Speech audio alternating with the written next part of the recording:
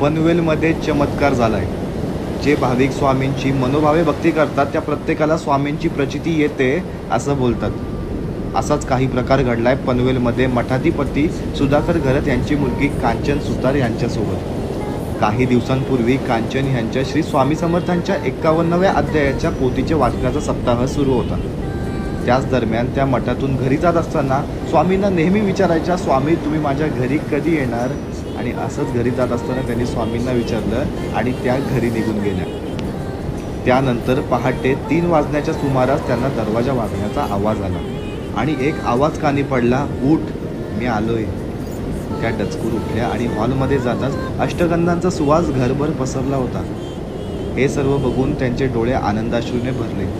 खोलीमध्ये स्वामींचे पावलांचे ठसे उमटले होते. पोथीमधून आणि स्वामींच्या मूर्तीच्या पायामधून 5 ते 7 किलो अष्टगंध निघालाय आणि अजूनही तो निघतोय. ही बातमी दुसऱ्या दिवशी संपूर्ण महाराष्ट्रभर पसरली आणि स्वामींची ही लीला पाहण्यासाठी रोज हजारोंच्या संख्येने लोक त्यांच्या घरी येत आहेत. सद्गुरू श्री कृष्ण सरस्वती महाराज, सद्गुरू श्री नामदेवनाथ महाराज, सद्गुरू श्री नाना महाराज परंसबे आणि आता गुरु माऊली श्री सुधाकर भाऊ घरत स्वामींचा हा वारसा चालवताना आपल्याला दिसतात.